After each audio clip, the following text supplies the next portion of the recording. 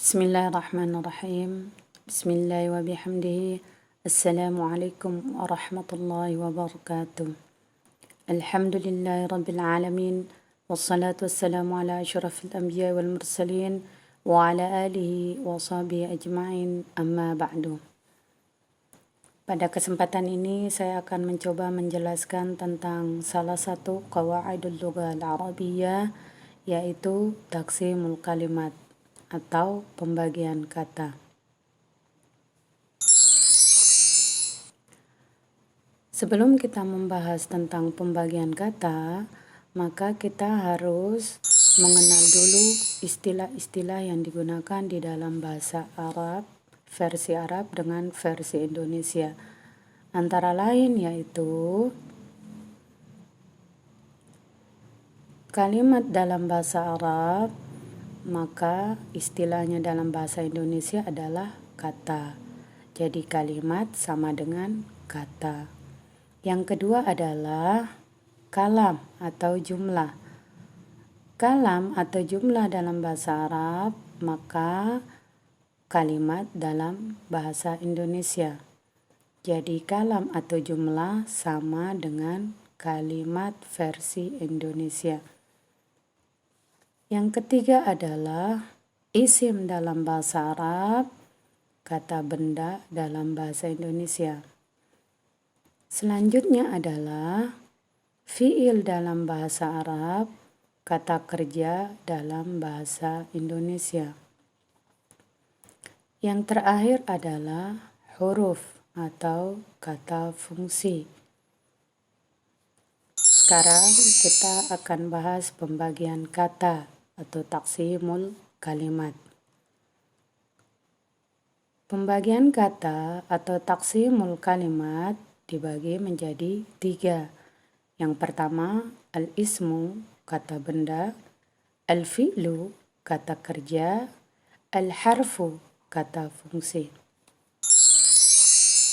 Sekarang kita akan membahas satu persatu, yaitu saya akan mulai dengan al-fi'lu atau kata kerja. Mungkin para pendengar yang berbahagia sudah seringkali mendengar apa itu fi'il.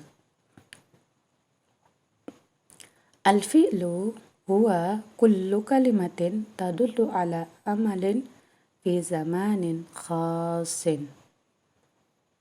Artinya, fi'il adalah setiap kata yang menunjukkan kata kerja pada waktu tertentu. Misalnya, telah lewat, sedang berlangsung, dan akan datang. Misalnya, bisa dilihat dari ilustrasi gambar, yaitu di sana ada beberapa kegiatan yang dilakukan oleh anak-anak. Di antaranya adalah ada anak yang sedang makan, ada anak yang sedang mencuci, mandi, sedang menonton TV, dan baru bangun tidur. Nah, semuanya itu menunjukkan kata kerja. Misalnya, akala Muhammadun, ya'kulu Muhammadun, kul ya Muhammad. Dari kata akala, telah makan, ya'kulu, sedang makan, kul ya Muhammad, makanlah wahai Muhammad. Artinya perbuatan yang akan datang. Telah makan, sedang makan, dan akan makan. Nah, jadi semuanya itu disebut dengan fi'il atau kata kerja. Berikutnya adalah kata yang kedua disebut dengan al-ismu, yaitu isim. Nah, tadi kita di awal sudah membahas, sudah mengenal istilahnya.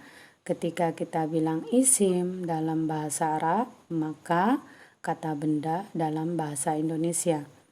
Ma huwal ismu? Apa itu isim?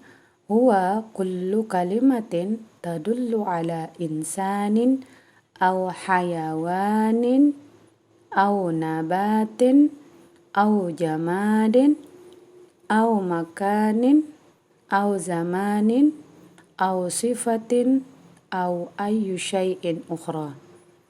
Apa artinya? Isim adalah setiap kata yang menunjukkan atas manusia, hewan, tumbuh-tumbuhan, benda mati, tempat, waktu, dan lain-lain.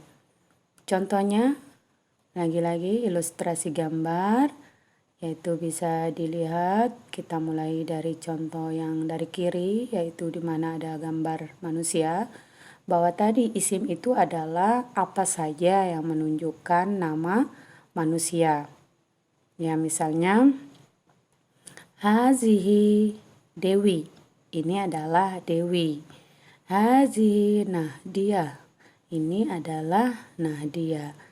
Hazihi uswatun, ini adalah uswatun. Hadza Awaluddin, ini adalah Awaluddin. Nah, dari kata Dewi, Nahdoh, Uswa, sama Awaluddin, karena itu menunjukkan nama orang, nama manusia, maka itu disebut juga dengan isim. Gambar yang kedua adalah hewan, ya, apa saja menunjukkan hewan, itu semua juga termasuk isim. Misalnya hadhihi hirrah. Nah, ini adalah kucing, ya. Selain kucing banyak lagi contoh yang lainnya yang termasuk hewan. Misalnya baqarun, ya, asadun, kittun, dan lain sebagainya. Gambar yang ketiga adalah yang menunjukkan tumbuh-tumbuhan. Jadi apa saja menunjukkan tumbuh-tumbuhan itu juga disebut dengan isim. Misalnya yang ada di sekitar kita, manja. Manja artinya mangga. Yang kedua adalah burtukol, ya, jeruk, dan lain sebagainya. Itu juga termasuk isim. Yang berikutnya adalah benda mati, ya. Benda mati yang ada di sekitar kita banyak sekali, ya. Antara lain babun, nafizatun, jidarun, malabis, kub, dan lain sebagainya, ya. Yang berikutnya adalah nama tempat. Nah, jadi tempat dimanapun, apapun nama kotanya, desanya, itu disebut dengan isim. Misalnya seperti saya, ya, seperti saya misalnya ana min Korliko, ya, Lombok Asyarkiya, Nusa Tenggara Al-Gharbiyah. Ya, dari tadi yaitu disebut ada Korlikonya, ya, Korliko Selatan nama desa, terus Kecamatan Labuan Aji, Kabupaten Lombok Timur, Provinsi NTB, itu semua menunjukkan tempat, maka itu disebut juga dengan isim. Yang berikutnya juga yang termasuk isim adalah bila menunjukkan waktu. Misalnya waktu subuh, waktu maghrib, zuhur, asar, ya, semua waktu, misalnya waktu sholat itu. Nah, itu juga disebut dengan isim, ya, dan lain-lain. Nah, jadi isim itu apa saja yang menunjukkan kata benda, ya. Berikutnya adalah huruf, ya. Nah, jadi huruf itu adalah ma huwal harfu. Al-harfu huwa kullu kalimatin laisa laha ma'nan illa ma'a ghairiha. Nah, jadi huruf itu adalah jadi apa yang dimaksud dengan huruf? Huruf adalah setiap kata yang memiliki makna kecuali bersama yang lainnya. Artinya bahwa huruf itu tidak akan sempurna, tidak akan mudah dipahami maknanya kecuali jika digabung bersama yang lainnya. Ya, contohnya bisa dilihat di bawah, ya. Al-misal, ya, contohnya azhabu ilal madrasati. Nah, di dalam kalimat itu ada hurufnya yaitu ila, ya, huruf jar. Yang contoh kedua adalah alam nashrah laka sadrak. Nah, di sana juga dalam kalimat itu ada huruf yaitu alam, ya, nanti disebut dengan huruf jazam.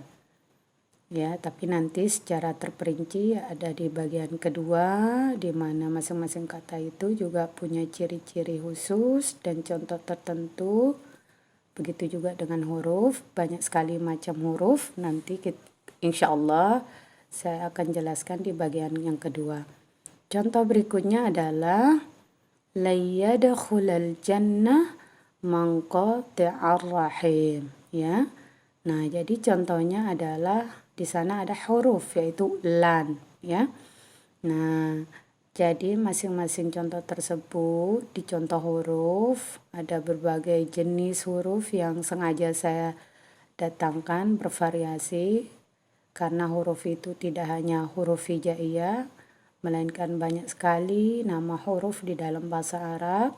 Tapi insya Allah nanti di sesi berikutnya kita akan jelaskan macam-macam huruf, ya. Terima kasih, ya. Silakan mohon di komen, di subscribe, ya. Dan tolong masukannya, ya. Terima kasih. Assalamualaikum warahmatullahi wabarakatuh.